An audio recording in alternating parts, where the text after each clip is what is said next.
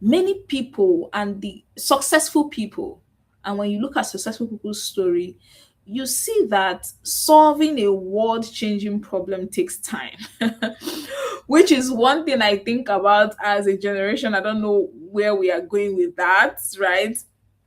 We have a lot of things at our fingertips, but time is something that we have not, figured out a way to deal with. That solving issues take time. That it will take time for us to understand the problem. It will take time for us to solve the problem.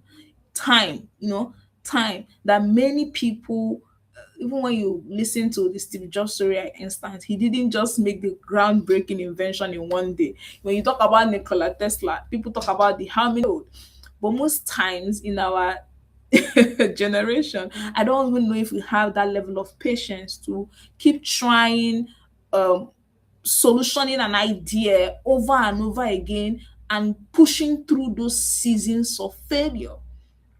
I saw one Elon Musk clip online which talk who the interviewer was asking him when the rocket launch failed the first time, um what made you go back, right? What made you go back? And he tells the story about how he had a friend that, did a compilation of all the failed rocket launchers and played it for him. And he did it the first time, he failed. He went again the second time. When the second time that he failed, what made him go back? Because that is what we need to be studying. What made him go back? These are not extraordinary human beings, right? Because we now know he's successful, we are discounting the fact that he failed severally. And in those his seasons of failure, there's something we can learn and apply to our daily lives, right? So that is that is one key thing. What made these people go back even when they failed? What made them continue to, try again? What kept them going, right? What is the I wouldn't say motivation. What is the driving force? And one thing I've seen is that leadership, or people who are leaders, are people who have stayed with a problem long enough, right? They have that problem has suddenly become a burden to them, and they stay with that issue long enough. They try out things, but it's that same issue. Most successful people you see are people who have been working on one idea for a very long time. One idea for a very long time, like finding your life mission and making that your duty every morning. That is something I have. And let me know if you have also seen that vision is what you have exchanged your life for. You need to pick one problem. At the end of the it might be your problem can evolve into several things, right? But you need to pick a problem. And when you pick one, and you need to pick one thing, at the end of your life, whatever you have achieved with that venture is what you have exchanged your life for. Life gives you time, and you use that time to work on something. At the end of it, are you going to have a conglomerate?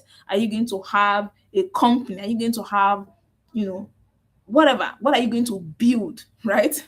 So you also need to pick a problem that it's not fickle to you. And we live in this, age of social media where there's a lot of projection. Not like we are all sharing our thoughts, but most times we misunderstand that. We don't all have to solve the same problem.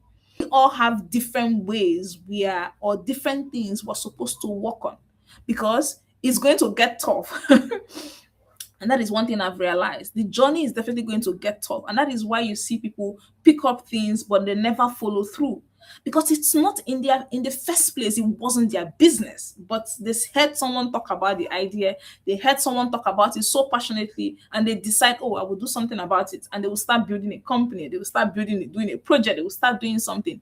And when they push and when the chips are down, what happened? They abandon that, right? A leader is someone who sits with an idea for a very long time, and they solve for it. And whether the problem evolves, they solve for it. They metamorphose, right?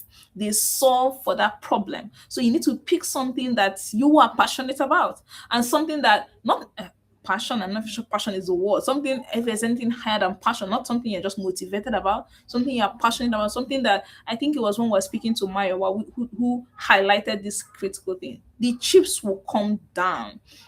And Alex Moses talks about it this way: when you initially start off a project, you have this uninformed optimism about how everything will go well. But few weeks, few months, give it few years, things are going to get tough. Are you going to abandon? You ask yourself that question. What you are starting, are you going to abandon it when the push comes to shove? Right? So you need to pick a problem, something you are burdened by, something you are unable to ignore, something that you are willing to work on. Whether people have talked about this in different ways when you listen to personal development conversation, something you are willing to work on if no one is going to pay you, right? We've had that. I don't know if it's Brian Stacy that talks about it that way. You need to pick one thing. You can't pick 10 either, too. You need to pick one thing.